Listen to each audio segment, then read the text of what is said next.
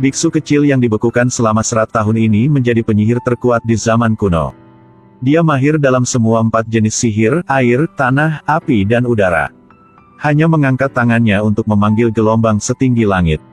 Mengalahkan musuh dan membuat mereka lari berbondong-bondong. Itu karena dia bukan orang biasa. Tapi avatar yang diturunkan dari legenda. Bisa mahir 4 elemen sekaligus. Menjaga perdamaian dunia di bawah bimbingan Dewa Naga. Selain biksu kecil, ada 4 suku besar kuno di dunia. Memegang 4 jenis elemen air, tanah, api, udara, masing-masing. Tapi setelah 100 tahun, avatar menghilang secara misterius. Hari itu, 2 bersaudara dari suku air sedang berburu di lapangan es. Es tiba-tiba mulai retak. Bola es raksasa yang ada di bawah tiba-tiba muncul di depan mereka. Sepertinya ada sosok manusia di dalam. Saudari yang sangat berani pergi untuk menghancurkan bola es untuk melihat. Hasilnya adalah semburan udara yang kuat yang menghempaskannya puluhan meter. 1 detik kemudian, cahaya menyilaukan keluar dari bola es. Ketika kedua bersaudara itu tenang kembali, bola itu telah berubah menjadi lubang raksasa. Di dalamnya ada anak laki-laki dan binatang suci terbaring di sana. 2 orang membawa bocah yang sekarat itu kembali ke suku mereka. Setelah dirawat, bocah itu dihidupkan kembali. Dari bocah itu, mereka tahu bahwa ternyata ketika dia meninggalkan rumah, dia terkena badai, sehingga dia membeku di laut. Pada saat ini, di luar, tiba-tiba tentara suku api bergegas masuk. Mereka menangkap semua anggota keluarga suku air. Salah satu tentara melihat tanda aneh di kepala biksu kecil dan membawanya ke depan pemimpin. Dia adalah pangeran suku api. Suku api ingin menggunakan kekuatan avatar untuk menguasai seluruh dunia. Jadi mereka selalu mencari keberadaan avatar. Setelah melalui serangkaian tes, sang pangeran menegaskan bahwa dia adalah avatar yang turun ke bumi.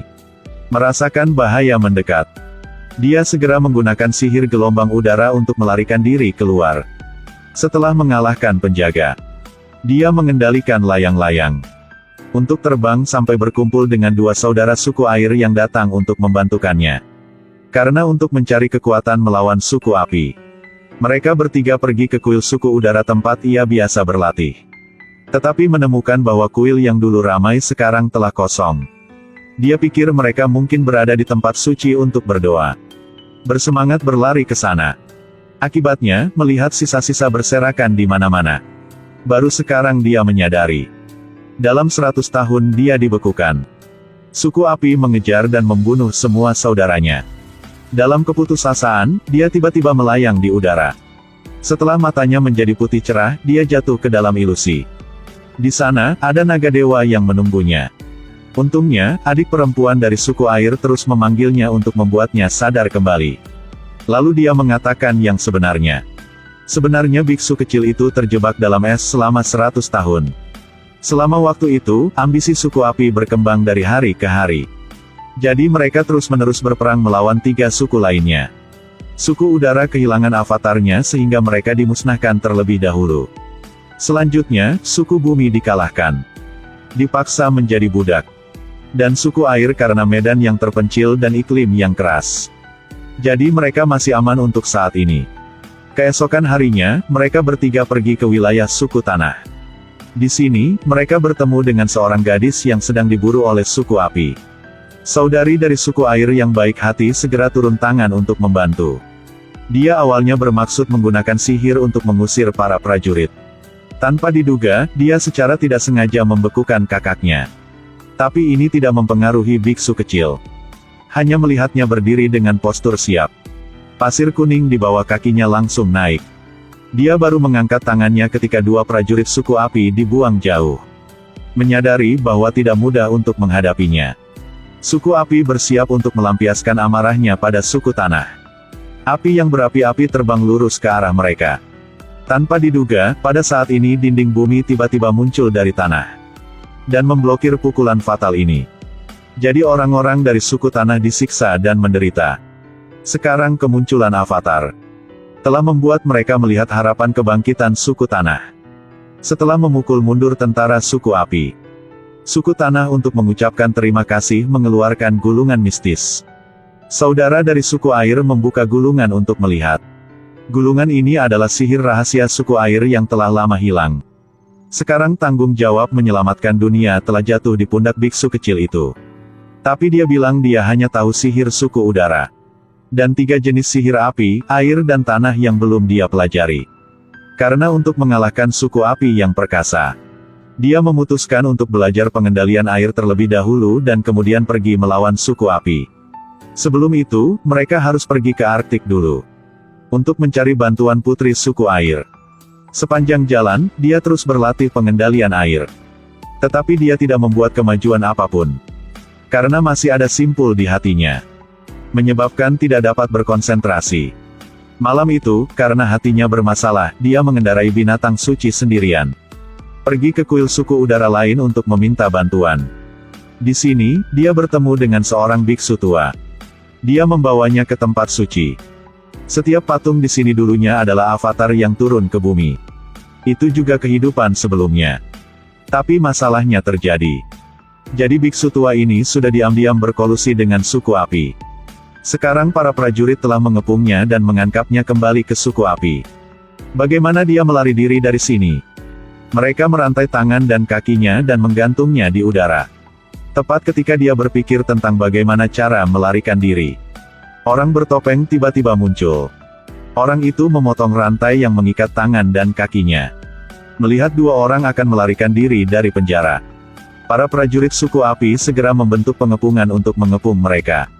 Melihat itu, biksu kecil itu segera menggunakan pengendali air untuk mengusir musuh.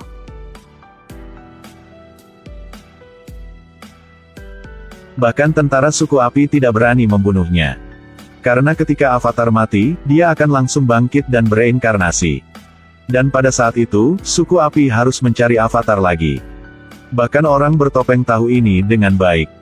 Dia mengambil nyawa biksu kecil untuk mengancam mereka. Kemudian berhasil lolos dari pengepungan musuh. Keesokan paginya, semua orang akhirnya mencapai suku air di ujung utara. Setelah mengetahui bahwa avatar datang ke sini, putri suku air mengirim penyihir terkuat untuk mengajarinya poin utama pengendalian air. Setelah sekian lama berlatih, menghadapi serangan bola air penyihir, dia bisa meniadakannya dengan mudah. Gilirannya untuk menyerang. Dia menahan napas menerapkan sihir yang telah dia pelajari. Tetesan air secara bertahap membeku di udara. Air seluruh suku air dimobilisasi untuk naik. Tapi dia masih tidak bisa melepaskan ikatan di hatinya. Menyebabkan ketidakmampuan untuk benar-benar menguasai pengendalian air. Tapi dia tidak patah semangat. Tapi dia rajin berlatih hari demi hari.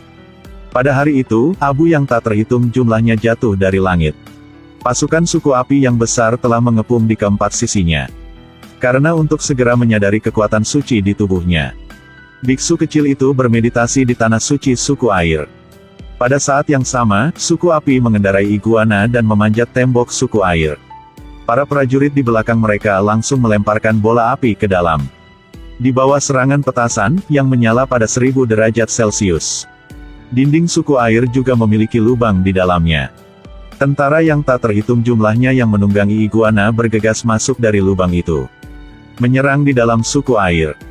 Kedua belah pihak segera meluncurkan pertempuran sengit.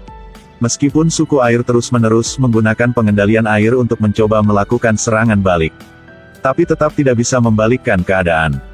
Mereka dipukul mundur secara berurutan. Pada saat ini, saat bermeditasi, biksu kecil itu melihat seekor naga dewa. Dewa naga mengajarinya cara berjalan melalui penderitaan. Hanya dengan begitu dia dapat benar-benar menguasai kekuatan air.